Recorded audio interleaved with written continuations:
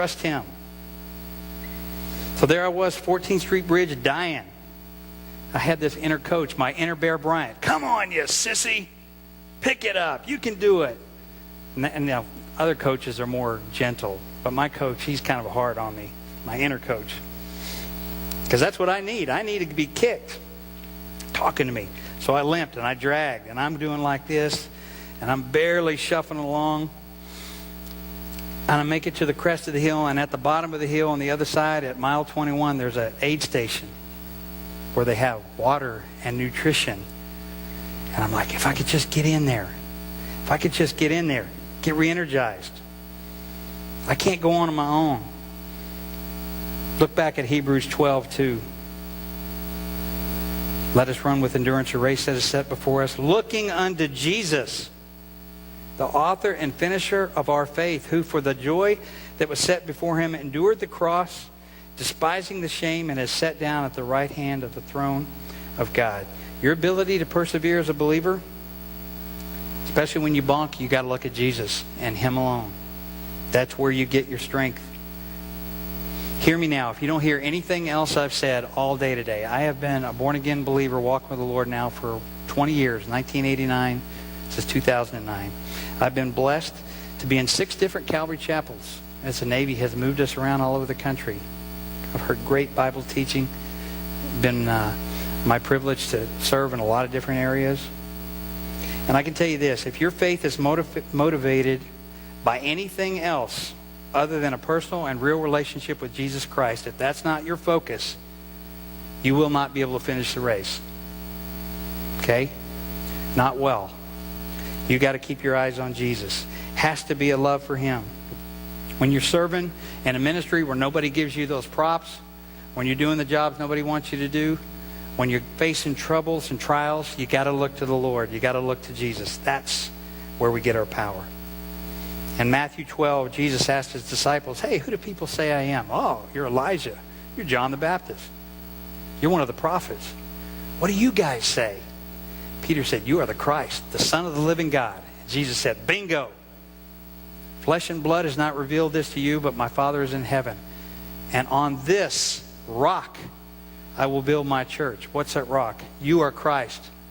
You are the Son of the living God. That is my purpose. That is what I'm getting my strength from. That's where we get our sustenance. Back to my story of the race. We get off track in the race. There we're going along and we ignore the basic fundamentals. You lose it. You can't go on. Your strength is drained and you feel like giving up. But remember, I was at the peak of that bridge and I was looking down and I could see, man, if I could just make it down to that aid station. Now in Hebrews 12 here, as we just read, it says, Jesus, He is the author and finisher of our faith, the Alpha and Omega. He that has begun a good work in you will complete it until the day of Jesus Christ. You got to have Jesus to get into the race, but you definitely got to have Jesus to finish the race in your life daily.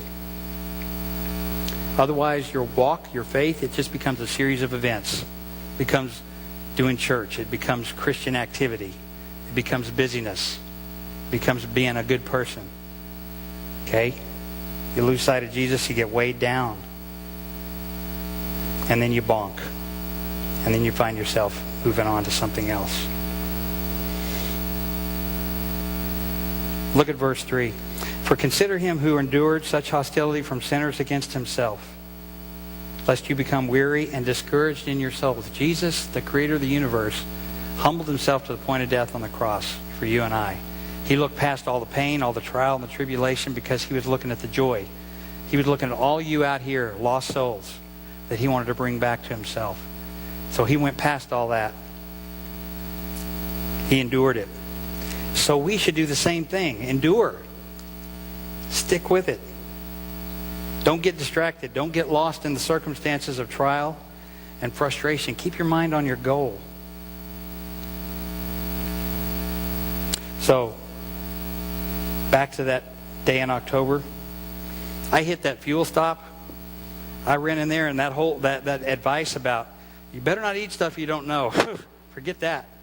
They had these jelly beans in packages that were like for energy. And they had, boxes and stuff of them. I grabbed those things. Now, I was kind of shaky. I grabbed those things, but just ripping them up, and I was just swallowing them like pills.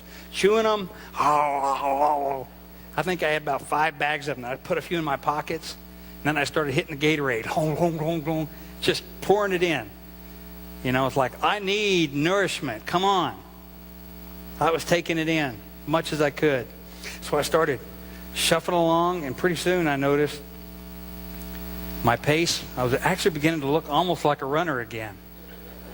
Instead of shoveling, I was kind of actually running, and the crowd started picking up again as we were getting, in the last 5 miles or so of the race. I started thinking, just finish. Thoughts of Boston Marathon, they were gone. Let's just finish. You can do it. Don't be a quitter. Mile 23, mile 24, 25. My pace actually picked up. Couldn't believe it. Now I got one of these little GPS things. I can watch my pace. So I was looking at that. I was getting up. I'd started when I first started shuffling back. I was 12 minutes. Then I got 10. 9:45 pace. I'm like, okay, I'm actually looking almost like a runner here again. I got down to the last mile marker, 25. 1.2 miles left.